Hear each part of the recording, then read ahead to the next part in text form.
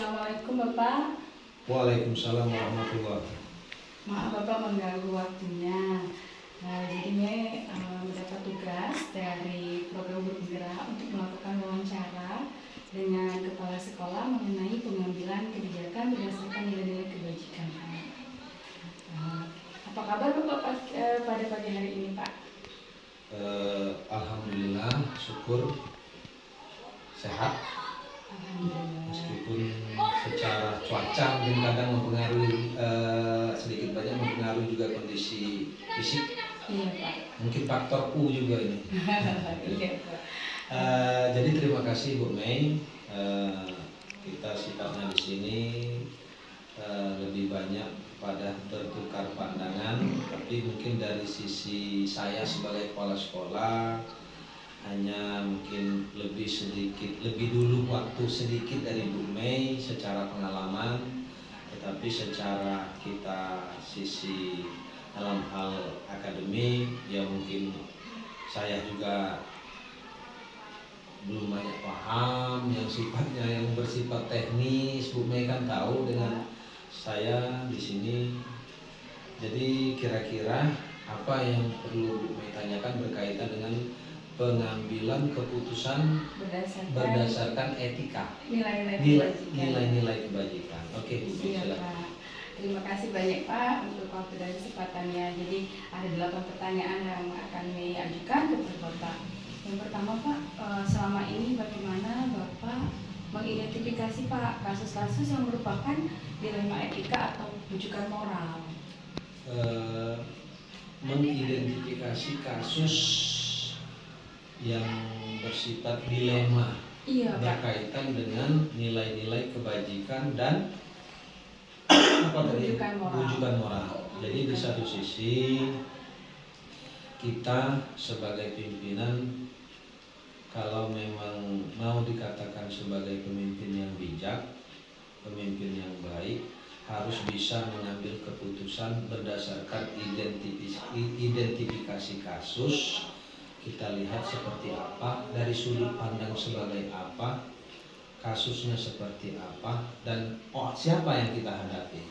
Berkaitan dengan identifikasi seperti kasus yang tadi berkaitan dilema etika. Mungkin di satu sisi seperti kepentingan guru yang bersifat kedinasan tapi berkaitan langsung dengan pribadi guru tersebut. Artinya guru A dan guru B kepentingannya sama, secara nilai kebenarannya sama, tapi harus diambil satu keputusan yang tepat yang tidak merugikan semua pihak dan tidak menguntungkan salah satu pihak. Jadi saya di sini yang pertama langkah-langkah saya berkonsultasi, berbagi pendapat, dengan kawan-kawan sesama guru. Yang pertama yang saya anggap bisa memberikan solusi. Yang kedua, dalam hal seperti itu saya berusaha mengambil jalan tengah di mana pribadi antara A dan si B ini mendapatkan hasil keputusan yang baik walaupun bukan yang terbaik menurut A dan B.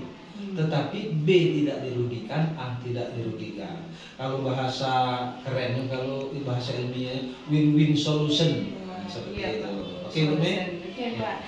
Jadi untuk mengidentifikasi kasus-kasus apakah dia dilema etika atau rujukan moral, Bapak akan melihat dulu Pak ya kasusnya seperti apa, siapa yang dihadapi, kemudian sudut pandang yang seperti apa, Pak.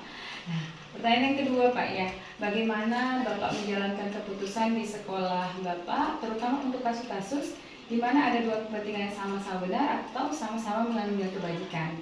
Sebenarnya pertanyaan kedua ini sudah Bapak jawab tadi ya Pak, di mana kata Bapak tadi Bapak berusaha mencari keputusan yang A itu mendapatkan yang dia sesuai dengan yang diharapkan tapi tidak merugikan yang B, sebaliknya juga yang B, atau dan walaupun tidak terbaik menurut harapan si A, tidak terbaik menurut harapan si B, tapi tidak dirugikan si B dan tidak terlalu diuntungkan si A. Win-win solution. Win-win solution ya Pak. Jadi jawaban untuk pertanyaan nomor 2 adalah win solution. Artinya mencari jalan tengah, solusi yang yang terbaik. benar-benar menang untuk keduanya, Ya. walaupun bukan ekspektasi yang Ya. sama untuk A dan B, begitu Betul. Pak ya? Sip. Oke Pak. Kemudian pertanyaan ketiga, langkah-langkah apa atau prosedur seperti apa yang biasa Bapak lakukan selama ini? Ini juga sudah terjawab. Jadi pertanyaan yang pertama ya Pak ya. Ya. Jadi dari pertanyaan pertama tadi kata Bapak, yang pertama Bapak akan melakukan kolaborasi dengan Bapak Ibu guru lain seperti itu Pak ya. Yang dianggap mungkin secara pemikiran lebih dari rekan-rekan yang lain, lebih dewasa, lebih mungkin Pak dewasa ya, secara pemikirannya. umum, Oke. secara pengalaman, secara etika dan lain sebagainya. Oke, jadi Bapak akan berkolaborasi Betul. dengan salah satu guru yang Bapak anggap Ya. agak lebih dewasa ataupun Betul. lebih berpengalaman dari rekan lainnya, sehingga Bapak dalam memutuskannya tidak hanya melalui sudut pandang Bapak sendiri. Betul. Oke Pak, terima kasih. Selanjutnya Pak, hal-hal apa saja yang selama ini Bapak anggap efektif Pak dalam pengambilan keputusan pada kasus-kasus dilema etika?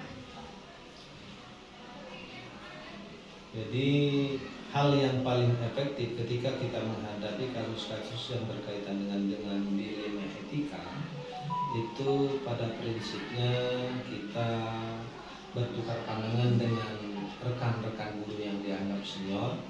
Kira-kira bayangan solusinya seperti apa, di situ nanti sudah tercermin arah dari pengambilan keputusan itu seperti apa. Kemudian nanti dipanggil yang berkaitan dengan dilema etika, berkaitan dengan guru A, guru B, dipanggil bersama-sama, kita ungkapkan alasannya seperti ini, dan akhirnya masing-masing pihak memahami dan merasa lega dengan keputusan yang telah diambil.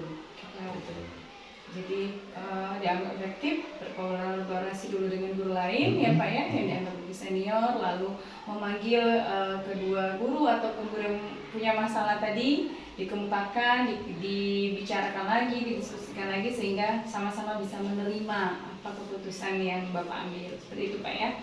Nah, kemudian Pak, kalau tadi cara yang efektif yang Bapak lakukan, yang berikutnya tantangan apa Pak dalam pengambilan keputusan pada kasus-kasus dilema etika ini yang dihadapi? Tantangan yang dihadapi bagi kita memang dalam menghadapi kasus seperti ini kita butuh semacam pemikiran yang matang, butuh rekan kerja yang bisa dianggap bisa memberikan solusi. Kemudian kalau dibilang tantangan, ini saya kurang sependapat dulu nih. Ini memang sudah menjadi tugas dan kewajiban kita sebagai pimpinan apabila menghadapi kasus seperti itu. Cerminan pimpinan yang bijak dan baik itu apabila dia menghadapi masalah seperti itu bisa mengambil keputusan di saat yang tepat, di tempat yang tepat, dengan orang yang tepat. Oke, jadi Pak, sebenarnya itu sebuah tugas ya Pak ya, tugas yang mungkin harus memang tantangan yang diselesaikan oleh seorang kepala sekolah. Jadi kita harus menyelesaikannya dengan pemikiran yang matang ya Pak, mungkin dengan tanpa ada emosi. Betul. Dengan tenang, pengambilan kepala dingin. Iya, melihat dari sudut pandang yang berbeda Pak ya. Kita. Jadi tantangan terbesarnya mungkin adalah ini ya Pak, mengendalikan dulu diri kita, emosi kita sebagai seorang pemimpin tadi ya Pak, sebelum mengambil sebuah keputusan. Itu tahu. Oke Pak, selanjutnya Pak, apakah Bapak memiliki jadwal tertentu ketika menyelesaikan kasus dilema etika atau Bapak akan menyelesaikannya langsung di tempat? Tergantung dari kasusnya seperti apa, membutuhkan pemikiran yang seperti apa. Jadi kalau ibarat timbang itu kan ditimbang dulu. Ada berapa kadar karatnya, 24 karat, 18 karat. Ketika menghadapi yang mungkin itu ya, kita butuh waktu. Tapi ingat, kita pimpinan itu harus bisa menyelesaikan, mengambil keputusan di saat yang tepat, di tempat yang tepat, dengan orang yang tepat. Berarti untuk tergantung dengan kasusnya, kalau bentuk atau prosedurnya seperti yang Bapak kakak sebelumnya ya Pak. Jadi Bapak akan memikirkan dulu, menimbang kasusnya, mencari tempat untuk sharing dulu dengan guru yang lebih senior, lalu Bapak akan memanggil yang bermasalah dan mendiskusikannya. Apakah adakah seseorang atau faktor-faktor yang selama ini mempermudah dan membantu Bapak dalam mengambil keputusan dalam kasus-kasus dilema etika? Dalam kehidupan ini selalu ada solusi. Artinya dimanapun tempat, tinggal kita memposisikan diri, selalu bertemu dengan orang-orang yang bisa memberikan solusi dan bisa berbagi pendapat, berbagi perasaan, sharing dan lain sebagainya. Di sekolah kita ini ada, di rumah mungkin ada. Saya punya anak 3, ada yang bisa lah sudah ajak tukar pikiran, ngobrol dari hati ke hati. Berarti pasti ada ya Pak ya? Insya Allah ada. Insya Allah pasti ada Pak. Dari semua hal yang sudah kita bicarakan Pak, pembelajaran apa yang Bapak bisa petik dari pengalaman Bapak dalam membuat keputusan dilema etika selama ini Pak? Yang pertama, di saat kita menghadapi kasus seperti yang dilema etika berkaitan dengan moral, ya, benar dalam penghitungan moral itu bukan benar matematika. 2 tambah 2 4. Banyak kalau pertimbangan moral itu beda dengan matematika kan, dia bukan kasus benar salah yang harus antara hitam dan putih. Di tengah-tengahnya ada abu-abu. Jadi pembelajaran itu yang pertama semakin membuat kita bijak. Yang kedua, kita sebagai pimpinan semakin kita bisa memposisikan diri mengambil keputusan yang tepat, disitulah letak aura kepemimpinan kita yang dibutuhkan. Jadi Soekarno bilang primus inter pares. Dari raut muka sudah tercermin semacam kebijakan, ketegasan, ketegaran menghadapi. Jadi di saat kita memiliki permasalahan pribadi ketika dalam suasana dinas, jangan kita cerminkan bahwa kita memiliki pribadi yang lemah. Jadi tunjukkan kita itu di saat orang butuh dengan kita, kita ada. Itu orang yang beruntung. Orang yang sial itu ketika orang sangat membenci kita, marah dengan kita, kita datang. Itu ciri orang yang sial. Itu sering saya katakan dengan anak-anak kita, dengan guru-guru kita saat rapat, saat ngobrol-ngobrol biasa. Waktu tidak tepat. Nah, jadilah orang yang beruntung. Oke Pak, jadi intinya selama ini Bapak menjalankan tugas sebagai kepala sekolah Pak ya, yang pelajaran Bapak petik itu menjadi lebih bijak, Bapak menjadi lebih tahu ketika menghadapi suatu masalah mau seperti apa, dan mungkin Bapak memiliki kompetensi sosial emosional juga yang sudah bisa di ini ya Pak. Oh, saya harus seperti ini, saya harus seperti itu. History made men wise. Ya. Sejarah membuat orang bijak. Hakikat belajar seumur hidup itu ya seperti itu. Jadi mengaji dalam pengertian yang luas secara keimanan kita, keislaman kita, memahami kehidupan itu yang mengaji. Memaknai betul arti dari hidup dan kehidupan. Itu saja Pak Toto. Iya Pak. Ya Pak, terima kasih sekali Pak untuk waktunya pada pagi hari ini. Saya sangat senang sekali, banyak ilmu yang saya dapatkan dari Bapak. Saya pun banyak belajar seperti itu ketika kita menjadi seorang pemimpin, bagaimana harus menyelesaikan. Jadi, jangan sampai ada yang dirugikan ataupun ada juga yang terlalu diuntungkan seperti itu Pak ya. Tapi semuanya harus win-win solution. Oke Pak. Terima kasih banyak Pak atas waktunya. Mohon diri. Assalamualaikum warahmatullahi wabarakatuh Bapak. Baik. Waalaikumsalam warahmatullahi wabarakatuh. Terutama kebijaksanaan itu akan tumbuh seiring berjalannya waktu. Tetapi juga kebijaksanaan itu bisa dipelajari. Seperti tadi yang telah kita bincangkan, soal saat kita mengambil keputusan, banyak hal yang perlu kita pertimbangkan. Kita perlu kolaborasi, kita perlu komunikasi yang baik, kita perlu komunikasi yang efektif. Kita juga perlu peka terhadap sekitar. Kita juga perlu memposisikan diri saat berada di semisal kita berasa posisikan diri sebagai orang lain, kita juga perlu untuk selalu belajar, mengikuti perkembangan. Peraturan apa yang sekiranya perlu kita teliti atau perlu kita lihat agar keputusan yang kita ambil itu tidak salah, tidak melanggar hukum.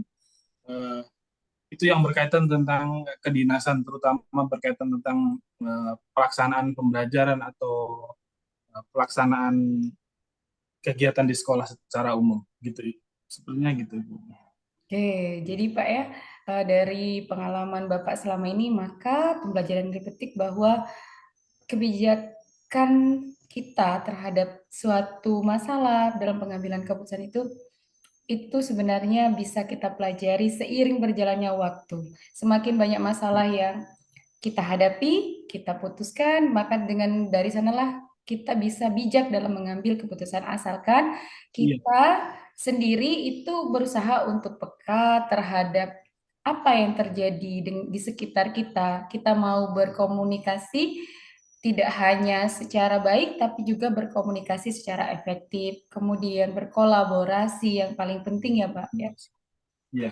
Oke, senang sekali Bapak pada siang hari ini bisa berbincang-bincang dengan Bapak, menambah pengetahuan-pengetahuan baru mengenai pengambilan keputusan. Semoga Bapak selalu sehat dan sukses selalu ya Pak untuk sekolahnya. Terima kasih, terima kasih, amin, terima kasih Bu Mei. Bu Mei semoga sukses selalu juga Oke di Pak, program tersebut. Alhamdulillah, amin, amin, amin, amin, ya Rabbal Alamin.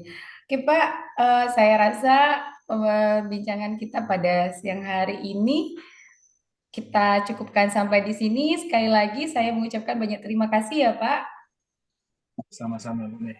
Pak saya akhiri ya Pak. Assalamualaikum warahmatullahi wabarakatuh. Waalaikumsalam warahmatullahi wabarakatuh. Assalamualaikum, selamat siang Pak Galih. Waalaikumsalam Bu Mei, selamat siang. Terima kasih banyak Pak waktu dan kesempatannya siang hari ini. Ya Bu Mei, sama-sama senang ikut membantu. Oke, alhamdulillah. Terima kasih sekali lagi Bapak. Jadi pada siang hari ini saya ingin berbincang-bincang sedikit Pak mengenai pengambilan keputusan berdasarkan nilai-nilai kebajikan. Ada beberapa pertanyaan yang ingin saya tanyakan ke Bapak. Baiklah Bu Mei, saya usahakan saya bantu semaksimal mungkin. Oke, baik Bapak. Saya mulai ya Pak. Pertanyaan yang pertama. Eh, Selama ini bagaimana ya Bapak mengidentifikasi kasus-kasus yang merupakan dilema etika atau bujukan moral, Pak? Selama ini untuk kasus yang beberapa kali terjadi berkaitan dengan dilema etika dan bujuk rayu Moral, moral, ya.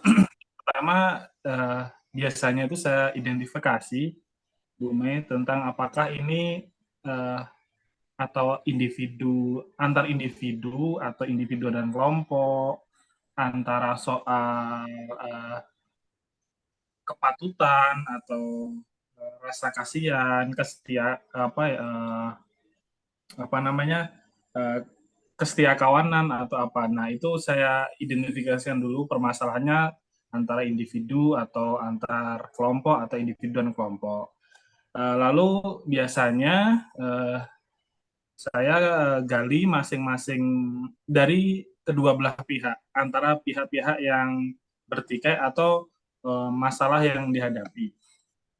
Oke, Jadinya biasanya untuk masalah yang berkaitan dengan dilema etika ini, saya tidak hanya tapi tentang kemampuan, maksudnya kemampuan itu apakah ini urgen atau tidak. Nah, itu juga menjadi salah satu pertimbangan untuk mengambil keputusan. Apabila masalah yang dihadapi ini cukup penting dan mendasar, maka keputusan yang diambil tidak lepas dari peraturan yang sudah ditetapkan gitu. oke. Tetapi apabila masalah yang terjadi ini tidak urgen atau tidak berdampak serius terhadap keberlanjutan kegiatan di sekolah, nah mungkin ini bisa dipertimbangkan seperti itu, Ibu. Oke Pak, jadi untuk mengidentifikasinya Bapak akan melihat dulu Pak ya kasus yang terjadi, apakah terjadi antara individu kelompok, kemudian apakah nilai-nilai bertentangannya seperti apa, kemudian kearjunannya ya Pak ya. Ya, oke Pak. Terima kasih sekali untuk pertanyaan yang pertama. Selanjutnya Pak, ketika Bapak menjalankan keputusan di sekolah, terutama untuk kasus-kasus di mana ada dua kepentingan yang sama-sama benar atau sama-sama mengandung nilai kebijakan, bagaimana Bapak mengambil keputusannya, Pak? Uh, uh, ini yang beberapa kali terjadi di sekolah kami, yaitu tentang terutamanya tentang kegiatan proses belajar mengajar. Nah, di sekolah kami ini untuk jumlah guru dan tenaga pendidiknya bisa dikatakan masih kualifikasinya kurang. Nah, jadi kami selama ini ada beberapa mata pelajaran, contohnya agama dan olahraga. Ini kami guru yang diberikan tugas untuk mengampu agama dan olahraga itu kualifikasinya tidak sesuai. Nah, dari Linear ya Pak? Ya, tidak linear. Nah, jadinya dengan sumber daya manusia yang ada, kami memaksimalkan pembelajaran itu tetap dilaksanakan, tetapi dengan guru yang tidak linear itu. Dengan catatan, kami berkonsultasi dengan ketua, biasanya di kecamatan ada ketua KKG bidang pelajaran, mata pelajaran agama dan olahraga untuk berkonsultasi dan mendorong aktif guru yang ditugaskan dalam mata pelajaran itu untuk paling tidak ikut serta dalam kegiatan-kegiatan KKG yang dilaksanakan, sehingga untuk walaupun tetap terjadi perbedaan ya antara orang guru yang linear dan tidak linear, paling tidak itu bisa untuk membantu bagaimana cara mengajar olahraga yang baik, bagaimana cara mengajar mata pelajaran agama yang baik gitu. Oke, jadi itu langsung pada contoh real ya Pak ya untuk pengambilan keputusan yang sifatnya sama-sama benar dan ini sama-sama mengandung nilai kebajikan karena untuk pembelajaran dan untuk anak-anak kita seperti itu ya Pak. Iya, iya. Oke. Oh ya Pak. Selanjutnya langkah-langkah atau prosedur apa yang biasa Bapak lakukan selama ini Pak dalam pengambilan keputusan ini? Sebenarnya langkah-langkahnya yang pertama itu mengenali nilai-nilai. Ini apa yang saling bertentangan. Kalau dari contoh yang saya sampaikan tadi, itu kan antara ketersediaan guru dan kualifikasi guru. Itu kan termasuk nilai-nilai yang saling bertentangan. Lalu yang kedua, saya melihat situasi. Nah, ini urgen atau tidak, segera dibutuhkan atau tidak. Nah, kalau segera dibutuhkan, berarti harus segera mengambil keputusan. Lalu melihat juga fakta-fakta di lapangan, dilihat apakah walaupun tidak linear, apakah guru ini mempunyai paling tidak kemampuan profesionalnya ya menguasai materinya. Apabila itu bisa, kita kan bisa lihat bagaimana cara mengajarnya. Nah, itu salah satu cara atau langkah-langkah untuk menyelesaikan masalah tersebut. Lalu prinsip-prinsip mengambil keputusan, saya biasanya selain berkonsultasi dengan yang bersangkutan, saya biasanya melibatkan atasan langsung dalam hal ini saya melibatkan pengawas, saya meminta pendapat dan dari pengawas juga melibatkan guru-guru teman sejawat di lingkungan sekolah gitu. Oh iya Pak. Lalu yang terakhir, setiap keputusan yang diambil pastinya ada konsekuensinya. Nah, untuk melihat konsekuensinya biasanya supervisi itu bisa untuk menilai apakah keputusan yang diambil dalam hal ini tadi tentang penunjukan guru yang bukan kualifikasinya untuk mengajar itu sudah tepat atau belum. Nah, itu biasanya di pertengahan semester dan juga nanti di akhir semester juga bisa dilihat hasil dari ujian akhir semester siswa di sekolah kami gitu. Oke Pak, jadi langkah-langkah yang Bapak lakukan pertama adalah mengenali atau mengidentifikasi nilai bertentangan, seperti itu Iya, ya Pak. ya, Kemudian Bapak dari sana Bapak mulai melakukan kolaborasi juga dengan ya, pengawas, dengan rekan-rekan guru lain, kemudian dan terakhir adalah mengevaluasi atau agar bisa direfleksi ya Pak, seperti itu. Apakah keputusan Bapak ambil itu eh, berjalan atau layak dipertahankan atau mencari solusi lain berarti seperti itu. Jadi intinya mengidentifikasi dulu, kemudian urgensinya Pak ya, pasti berkaitan dengan urgensi dan terakhir adalah dengan merefleksi. Wah, bagus sekali ya Pak langkah-langkahnya sistematis dalam pengambilan keputusan. Baik Pak, selanjutnya Pak, ini kan kalau tadi sudah dijabarkan langkah-langkah, kemudian bagaimana Bapak mengidentifikasinya. Terakhir ini yang ditanyakan Pak, bagaimana tantangannya Pak ketika mengambil keputusan? Tantangan-tantangan seperti apa? eh, kebanyakan tantangan itu berkaitan dengan sebenarnya salah satu yang terbesar itu antara peraturan dan mekanisme pelaksanaan. Oke. Seperti tadi, kalau eh, peraturan itu mengikat, Mm-mm. tetapi ada hal-hal yang tidak terpenuhi. Nah, maka dari itu tantangan yang utama itu eh, bukan mengakali ya, tapi menyesuaikan dengan peraturan yang ada. Nah, untungnya pada pelaksanaannya sejauh ini kami tidak menemukan permasalahan yang eh, ber, terlalu bertentangan dengan peraturan yang ada. Nah, permasalahan yang kami hadapi selama ini masih bisa dikondisikan. Maksudnya dikondisikan tidak bertentangan, tetapi eh, ada inovasi sedikit lah, ada perubahan sedikit Tahan lah dari. sedikit, ya. Oke, Pak. Jadi yang menjadi tantangan itu sebenarnya kadang kan adanya peraturan yang terkesan mengikat ya, Pak. Tapi kita tidak bisa memenuhi. Untuk itu kita lakukan inovasi atau perubahan sedikit tanpa mengubah dasar dari peraturan tersebut Ya, bisa untuk dibilang seperti itu. memenuhi kebutuhan di sekolah kita yang menyangkut yang pastinya peserta didik kita seperti itu ya Pak Ya. akhirnya nanti balik lagi ke peserta didik. Oke Pak, kalau tadi tantangannya sekarang langkah-langkah apa yang menurut Bapak paling efektif dalam mengambil keputusan untuk kasus-kasus dilema etika ini?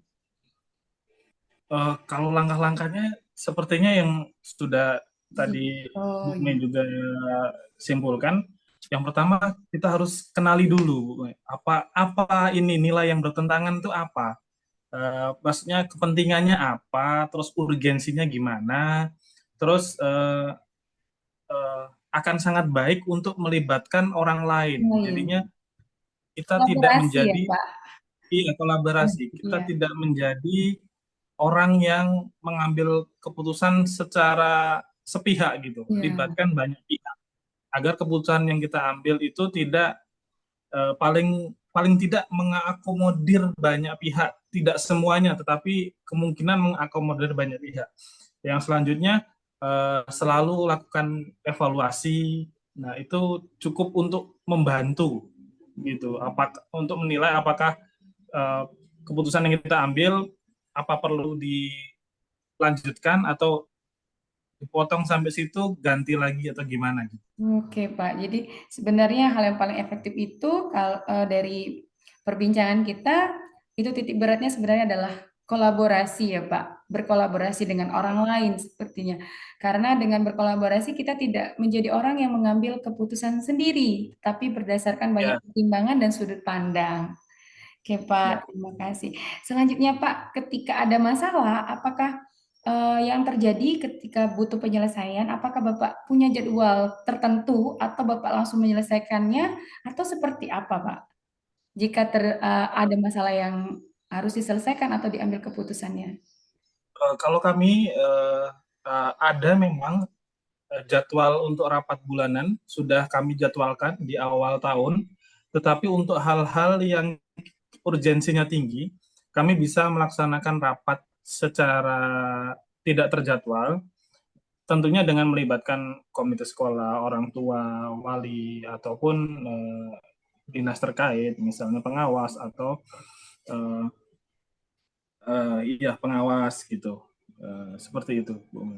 Oh iya Pak, jadi tergantung dengan urgensinya Pak ya, tergantung seperti apa masalah yang terjadi, apakah bisa diselesaikan dengan rapat bulanan yang sudah diagendakan atau harus dengan rapat tanpa dijadwalkan seperti itu ya Bapak. Iya, Ya gitu. Pak, kalau ini Pak faktor-faktor yang selama ini mempermudah atau membantu Bapak dalam mengambil keputusan, ataukah ada seseorang Pak yang bisa membantu Bapak dalam mengambil keputusan untuk selama ini Pak?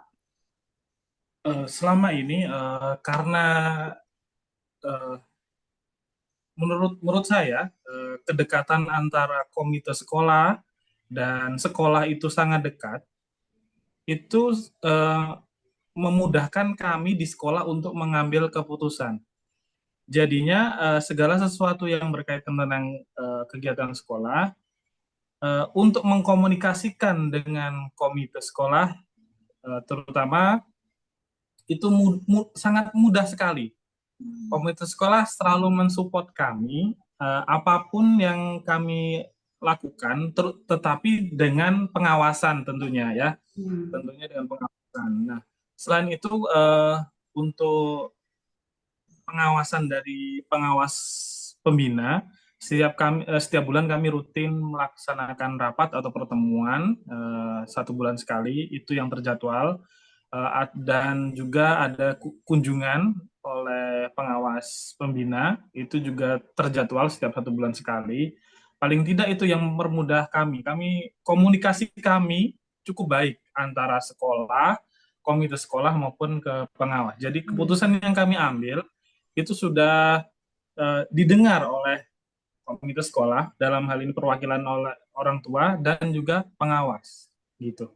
Oke Pak, jadi yang sangat membantu selama ini ya Pak dalam pengambilan keputusan di sekolah Bapak itu yang pasti adalah komite, komunikasi yang Iya. baik, jadi komite, pengawas, dan rekan sendiri, rekan-rekan sejawat Bapak Ibu guru di sekolah ya Pak, warga sekolah. Jadi 3 hal ini membuat apapun keputusan atau masalah yang terjadi di sekolah itu tidak memiliki hambatan yang besar sekali untuk diselesaikan, tapi akan segera bisa diselesaikan dan insya Allah bisa keputusan diambil adalah keputusan yang terbaik untuk sekolah berarti.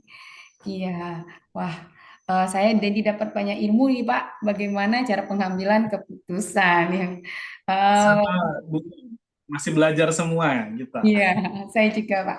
Oke Pak, dari yang telah kita bincangkan ya Pak, dari pertanyaan-pertanyaan tadi, pembelajaran apa Pak yang bisa Bapak petik dari pengalaman Bapak selama ini dalam mengambil keputusan dilema etika ini Pak?